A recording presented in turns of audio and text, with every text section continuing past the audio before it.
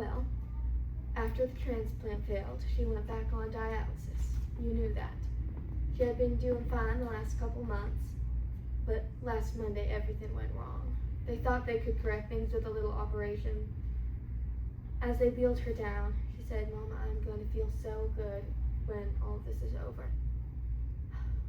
They gave her the anesthetic. In a way, she was right. Maybe she knew she was going to be with a king. Yes, Anel, maybe so. We should all be rejoicing. You go right ahead. I wish I could feel that way. I guess I'm a little selfish. I'd rather have her here. Miss Moran, I don't mean to upset you by saying that. You see, when something like this happens, I pray very hard to make heads or tails of it. I guess in Shelby's case, she wanted to take care of that baby, of you, of everybody she knew, and the poor body was just worn out. The one let her do everything she wanted to do, so she went on to a place where she could be a guardian angel. She will always be young, she will always be beautiful, and I personally feel much safer knowing that she's up there by my side. I know some people may think that sounds real simple and stupid, and maybe I am, but that's how I get through things like this. Yes, Anel, you're right, and I think that's a very good idea.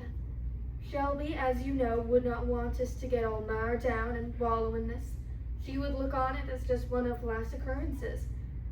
We should all handle it the best we can and get on with it. That's what my mind says. I wish somebody would explain that to my heart. Tommy said you didn't leave her side. Well, I wasn't in the mood to play bridge. No, I couldn't leave my Shelby. It's interesting, both the boys were very difficult births. I almost died when Jonathan was born. Very difficult births. Shelby was a breeze. I could have gone home that afternoon I had her. I thought about that as I sat next to her while she was in the coma, working her arms and legs to keep the circulation going. I told the ICU nurse we were doing her Jane Fonda. I sat there. I kept on pushing, just like I always have where Shelby was concerned, hoping she'd sit up and argue with me, but finally we realized there was no hope. At that point, I panicked. I was very afraid I would not survive the next few minutes while they turned off the machines. Trump couldn't take it. He left. Jackson couldn't take it. He left. I found it amusing. Men are supposed to be made of steel or something, but I could not leave. I sat next to her while the beeps got softer and while the sounds got quieter and the beeps got further and further apart until all was quiet. There was no noise, no tremor, just peace. I realized as a woman how lucky I am.